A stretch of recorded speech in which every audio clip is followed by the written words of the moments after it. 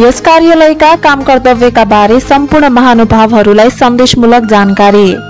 पशुपन्छी तथा मत्स्य क्षेत्रको दिगो विकास मार्फत खाद्य सम्प्रभुता, आत्मनिर्भरता र समृद्ध प्रदेश निर्माणमा योगदान पुर्याउने। मत्स्य तथा पशुपालन व्यवसायलाई व्यवसायीकरण गर्दै आय आर्जनको भरपर्दो स्रोतको रूपमा विकसित गरी गरिबी न्यूनीकरण तथा खाद्य पोषण सुरक्षामा प्रत्यक्ष योगदान पुर्याउनु यस कार्यालयको प्रमुख उद्देश्य हो। जिल्लालाई दूध, फूल, मासु र माछामा आत्मनिर्भर बनाउँदै मत्स्य तथा पशुपन्छी पालन व्यवसायलाई निकासी योग्य व्यवसायको रूपमा विकसित गर्ने। मत्स्य तथा पशुपालन व्यवसायलाई व्यवसायीकरण गरी खाद्य तथा पोषण सुरक्षा, रोजगारी सिर्जना र गरिबी न्यूनीकरण गर्ने। कृषकको आवश्यकता अनुसार स्वच्छ, स्वस्थ मत्स्य तथा पशुपन्छी जन्य वस्तुको उत्पादन र उत्पादकत्वमा वृद्धि गरी ग्रामीण जनताको आर्थिक स्तरमा सुधार ल्याउने। यस जिल्लाको पशुपालन क्षेत्रको व्यवसायीकरण तथा पशु स्वास्थ्य सेवामा निरन्तर लाग्ने सहयोगी तथा समन्वयकारी भूमिका प्रदान गरी सम्पूर्ण कृषक तथा पशुपालन व्यवसायीहरूलाई उन्नति प्रगतिको बाटोतर्फ लैजाने यस कार्यालयको मुख्य उद्देश्य रहेको छ। आगामी दिनमा समेत पशुपन्छी तथा मत्स्य विकासका माध्यमबाट स्वरोजगार प्रवर्धन गर्न, आय आर्जनका वैकल्पिक अवसरहरू सृजना गरी कृषक समुदायको गरिबी न्यूनीकरण, शारीरिक पोषण र जीवनस्तर सुधार गर्दै व्यवसायीकरण, उत्पादन विविधीकरण तथा बजारीकरण गरी पशुपन्छी तथा मत्स्यजन्य उत्पादनमा प्रादेशिक आत्मनिर्भरता हासिल गर्ने। अन्य सेवाहरू: दैनिक पशु उपचार तथा रोग निदान तथा पशु सेवा परामर्श सेवा। कुखुराहरूमा लाग्ने विभिन्न रोगहरूको विशेषज्ञद्वारा रोग निदान तथा उपचार सेवा। गाई भैँसीमा कृत्रिम गर्भधारण सेवा तथा पशु प्रजनन सम्बन्धी समस्याको निदान र परामर्श सेवा। मत्स्य पालन सम्बन्धी उपचार तथा परामर्श सेवा। सरलाई स्वागत छ हाम्रो कार्यक्रममा। हस्, धन्यवाद। गएको आर्थिक वर्ष समग्रमा तपाईँहरूको लागि कस्तो रह्यो? प्रगति उपलब्धिहरू कति भए? जति सोच गर्नुभएको थियो सबै पुरा गरेको अवस्था हो कि होइन? र यो आर्थिक वर्षमा तपाईँहरू कसरी अगाडि बढ्नुहुन्छ? विशेष कस्ता कार्यक्रमहरू रहेका छन्? अब गएको वर्षको हामीले चाहिँ अषाढ मसान्तमा सम्पूर्ण कार्यक्रम सकाएर यो वर्षको चाहिँ हामी मध्यमा पुगिसकेका छौँ। गएको आर्थिक वर्षमा हामीले सम्पन्न गर्नुपर्ने कामहरू, विनियोजन भएका कामहरू सम्पूर्ण रूपमा सम्पन्न गरेका छौँ। खास गरिकन हामीले चाहिँ पशुको नस्ल सुधार, पशु स्वास्थ्यको सुदृढीकरण, पशुको चाहिने बजारीकरण लगायत बिमा, केही कृषि ऋणको चाहिँ सहजीकरण लगायत पशुपन्छी उपचार, महामारीजन्य रोग नियन्त्रण, हामीले चाहिँ मत्स्यको प्रवर्धन, मत्स्य उत्पादन प्रवर्धन जस्ता कार्यक्रमहरू जुन थिए ती चाहिँ नि हामीले विनियोजनका हिसाबले र गर्नुपर्ने सम्झौता भयो बमोजिम हामीले किसानलाई दिनुपर्ने सेवा टेवाका हिसाबले चाहिँ राम्रैसँग सम्पन्न भएको छ। खास गरिकन महामारीजन्य रोगहरू, अघिल्लो वर्षको लम्पी स्किन भन्ने डिजिज जो थियो देशव्यापी रूपमा फैलिएको, त्यो रोग नियन्त्रणका लागि हामीले धेरै खटिनु पर्यो र हामीले झन्नै अघिल्लो वर्ष र यो वर्ष गरी हालसम्म चाहिँ 7,000 को हाराहारीमा लम्पी स्किन रोगको खोप पनि लगायौँ र थप खोप लगाउने क्रममा पनि चलेको छ।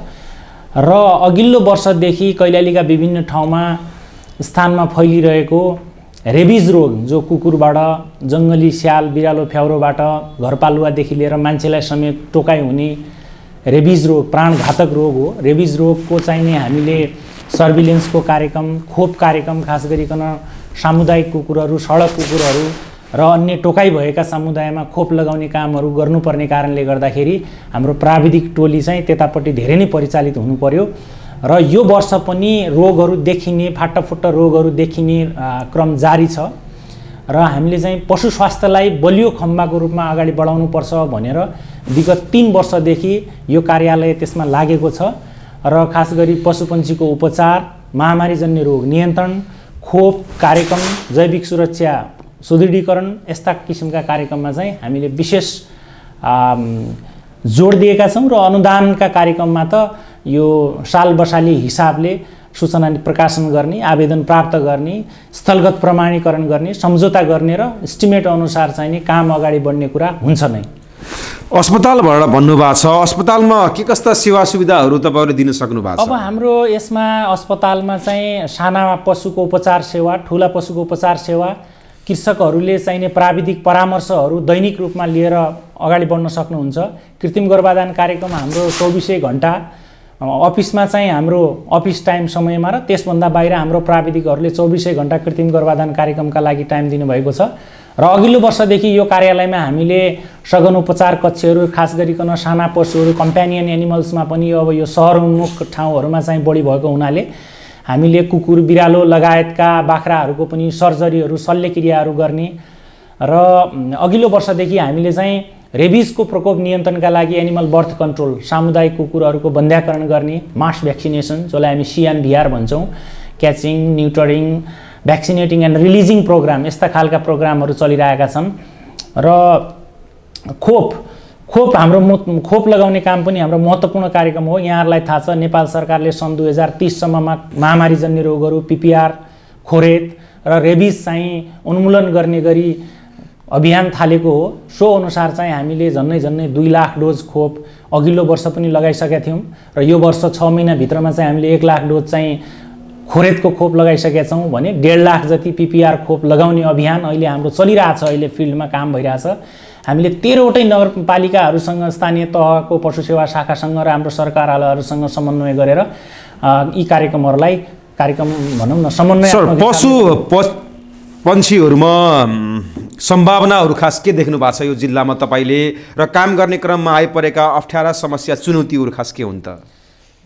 यो उत्पादनको हिसाबले कैलाली जिल्ला चाहिँ गाई भैँसी दुध उत्पादनको चाहिँ एउटा मिल्क सेड एरियाको रूपमा पनि यसलाई लिइन्छ। यहाँ व्यावसायिक उत्पादनको अत्यन्त धेरै प्रचुर सम्भावना छ र चुरे पहाडी भेग पनि यो जिल्लामा भएको हुनाले चुरे र मोहन्याल गाउँपालिका चाहिँ बाख्राको एकदमै धेरै पकेट क्षेत्रको रूपमा रहेको छ र यहाँ बङ्गुर पालन, व्यावसायिक कुखुरा पालन, खास गरिकन ठुल्ठुला लेयर्स फार्महरू, अटोमेटाइजेसनमा गएका लेयर्स फार्महरू पनि यो जिल्लामा सुरु भएका छन् र ह्याचरिजहरू पनि अहिले अत्यन्त प्रोमिनेन्ट हिसाबले अगाडि आएका छन्। खास गरी कुखुराको ह्याचरीहरू बङ्गुर पालनका हिसाबले पनि धेरै नै लगानी भएको छ र अहिले विदेशबाट फर्केर आएका हाई टेक्नोलोजी सिकेर आउनुभएका केही फार्ममा काम गरेका चाहिँ कृषकहरू पनि युवा उद्यमीहरू जोडिनु भएको छ। उहाँहरूले हजारौँको सङ्ख्यामा बङ्गुर पाल्ने गरी योजना बनाएर पनि अगाडि बढिराख्नु भएको देखिन्छ। र अर्को महत्त्वपूर्ण कुरा के छ भन्दाखेरि यो जिल्ला भनेको चाहिँ सुदूरपश्चिम प्रदेशको एउटा चाहिँ चोक जस्तो, चौराहा जस्तो हो। तपाईँ पहाडका 7 जिल्लाबाट उत्पादन भएको हरेक चिजहरू अर्को प्रदेश या अन्य देशहरूमा निर्यात गर्नका लागि पनि यो जिल्लामा आएर यहीँबाट प्रस्थान गर्नुपर्ने हुन्छ। त्यसकारण कहीँ कतैबाट पनि रोग व्याध आयो भने कैलालीमा देखा पर्ने, कहीँ कतैबाट नराम्रो चिजहरू देखा या भनौँ न गुणस्तरहीन चिजहरू पनि देखियो भने चाहिँ आयो भने कैलालीमा देखा पर्ने हुन्छ। त्यसकारण खास गरिकन रोगका हिसाबले लाइभ एनिमल्सहरू जिउँदो पशु पन्छीहरूको चाहिने ट्रान्सपोर्ट हुँदाखेरि, ढुवानीहरू हुँदाखेरि चाहिँ यदि रोगी पशुहरू यो जिल्लामा प्रवेश गर्यो भने यहाँ पनि देखा पर्ने भएको हुनाले यो प्रचुर सम्भावना भएको जिल्ला मैले अघि नै निवेदन गरेँ। अर्को चाहिँ यो जिल्लाले अन्य जिल्लाको ढुवानीहरू, यो सिपिङहरू, ट्रान्सपोर्टमा पनि यो जिल्लाले चाहिँ एउटा साँची बस्नुपर्ने भएको हुनाले रोगका हिसाबले र जैविक सुरक्षामा अपनाउनु पर्ने स्टेपका हिसाबले, रोग नियन्त्रणका हिसाबले, फर्स्ट लाइन अफ डिफेन्सका हिसाबले यो जिल्ला चाहिँ महत्त्वपूर्ण जिल्ला हो। समन्वय सहकार्यको अभावले गर्दा पनि डुप्लिकेसनहरू बढी भएका छन् भन्ने गुनासो हामीले सुनिरहेका छौँ। त्यो के छ अवस्था हाम्रो कार्यालयमा, केन्द्रमा र अनुगमन नियमनको पाटोलाई कसरी अगाडि बढाउनु भएको छ? अब डुप्लिकेसन भन्ने चाहिँ यदाकदा कहीँ सुनिन्छ, तर हाम्रो कार्यालयबाट त्यसरी डुप्लिकेसन भएको छैन भन्ने कुरामा म निश्चित छु। यसमा म दृढतापूर्वक र कन्फर्म गरेर यहाँहरूलाई निवेदन के गर्न सक्छु भने हाम्रो त्यस्तो डुप्लिकेसन गर्नुपर्ने ठाउँ पनि छैन। हामीले विद्यमान हाम्रो कृषि तथा पशुपन्छी व्यवसाय प्रवर्धन नियमावली छ, यो प्रदेशको नियमावली अनुसार हामीले सूचना निकाल्ने, 30 दिने सूचना निकाल्ने, प्रमाणीकरण गर्ने।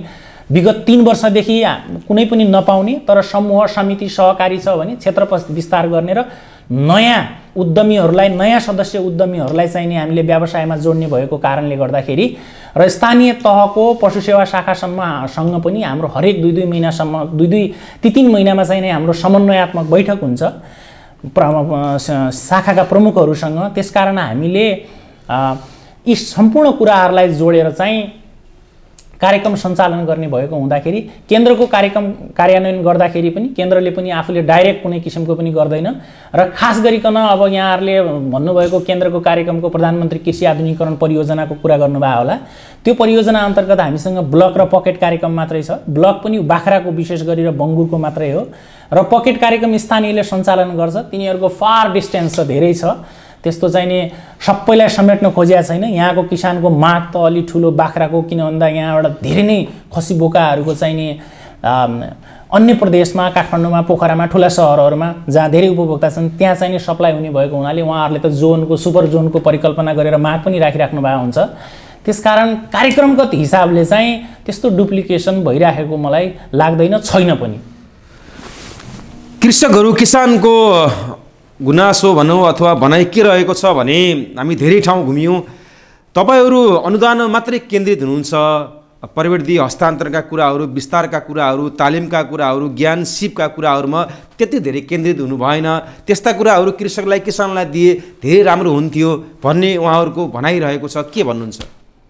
त्यो किसानको माग पनि एकदमै राम्रो हो। खास गरिकन हामीले अनुदान धेरै सेवा टेवा भन्ने कुरा चाहिँ हामीले सर्भिस र केही वस्तुगत सेवा टेवा भन्ने त्यो एकदम राम्रो कुरा हो। धेरै अनुदान भन्दा पनि व्यवसाय प्रवर्धनका लागि अब यो राष्ट्रिय नीति हो हाम्रो, इन्टरनेसनल्ली पनि हाम्रो चाहिँ विकास साझेदारहरूले पनि ल्याएको किसानहरूलाई माथि उकास्नका लागि, खास गरिकन सीमान्तकृत, भूमिहीन, मुक्त कमैया, मुक्त कमलरी हैन, यस्तो एकल महिलाहरू जो विपन्न दलितहरू हुनुहुन्छ उहाँहरूका लागि 100% अनुदान दिएर उहाँहरूलाई व्यवसाय सुरु गराउनु पर्ने राज्यको दायित्व पनि छ। कानुन तह पनि त्यसमा लाग्नुपर्ने भएको हुनाले सीमान्तकृत र चाहिने निम्न वर्गीय गरिब वर्गको का लागि चाहिने अनुदानका सेवा टेवाहरू आवश्यक हुन्छन् भन्ने कुरामा कसैको पनि दुईमत छैन होला। तर अब ठुलो लार्ज स्केलको व्यवसाय गर्दाखेरि सुदूरपश्चिम प्रदेश सरकारले अहिले कृषि ऋणको ब्याज अनुदानमा चाहिने कृषि ऋणको ब्याजमा अनुदान दिने, खास गरिकन ठुलो व्यवसाय गर्नुहुने कृषकहरूलाई, उद्यमीहरूका लागि ब्याजमा जोडिएको छ। यसले गर्दाखेरि पनि धेरै सानो सानो अनुदानले उहाँहरूलाई कुनै ठाउँमा पुर्याउँदैन र हामीले पनि दिन खोजेको रिजल्ट नभएको हुनाले हामीले ब्याजको अनुदानमा जोडेका छौँ। त्यसकारण सुदूरपश्चिम प्रदेश सरकारको बिमा, किसानले बिमा गर्छ भन्यो भने केन्द्र सरकारको 80% जुन चाहिँ अनुदान प्राप्त हुन्छ त्यसपछि उहाँहरूको बिमालाई पनि फ्रीमा गर्नुपर्छ भनेर 20% प्रदेशबाट पनि आएको हुनाले बिमाकोमा पनि हाम्रो चाहिँ अनुदान भएको हुनाले किसानहरू त्यहाँबाट पनि लाभान्वित भइराख्नु भएको छ। र अब पोखरी खन्ने ठुल्ठुला ताल तलैयाहरू, यो प्रदेश माछा उत्पादनका लागि पनि प्राकृतिक ताल तलैयाले भरिपूर्ण प्रदेश हो। यहाँ कैलाली जिल्लामा मात्रै झन्नै 200 हेक्टरभन्दा बढी चाहिँ जलाशय छ जहाँ माछा उत्पादन हुन सक्छ। त्यस्तो ठाउँहरूमा चाहिँ हामीले अब यिनको क्षेत्र विस्तार गर्ने कुरामा हामीले चाहिँ सामान्य किसानहरूलाई पनि कसैले 5 कट्ठा 10 कट्ठाबाट सुरु गर्छ भन्यो भने त्यो त दिने कुरा नै हुन्छ। तर यहाँहरूले भने जस्तो हामी अनुदान मात्रै बाँड्न, अनुदानको मात्रै चाहिने एडमिनिस्ट्रेसन गर्न भनेर बसेको कुरा सत्य होइन। हामी झन्नै चाहिने 5 लाख 6 लाखको सङ्ख्यामा खोप लगाउँछौँ वर्षभरि, जो पशुपन्छीको चाहिने महामारीजन्य रोग नियन्त्रणका लागि महत्त्वपूर्ण कुरा छ। हामीले चाहिने पशु स्वास्थ्य शिविरहरू सञ्चालन गर्छौँ, परजीवी नियन्त्रण शिविरहरू सञ्चालन गर्छौँ, जो जुका, नाम्ले, माटे लगायतका रोगहरूबाट पनि चाहिँ के छ भने पशुको उत्पादनमा नकारात्मक असर गरिरहेको हुन्छ। यसलाई किसानहरूसँग टेक्नोलोजी ट्रान्सफर गर्ने कुरामा पनि हामी जोडिरहेका हुन्छौँ। डिजिजको सर्भिलेन्स प्रोग्राम हामीले चाहिने अब मौसमी हिसाबले बर्ड फ्लू लगायत महामारीजन्य रोगहरूको पनि हामीले नियन्त्रणका लागि सर्भिलेन्स कार्यक्रममा पनि हामी जोडिएका छौँ। मैले अघि पनि निवेदन गरेका छौँ, हामी चाहिने उपचार सेवाका लागि कटिबद्ध छौँ।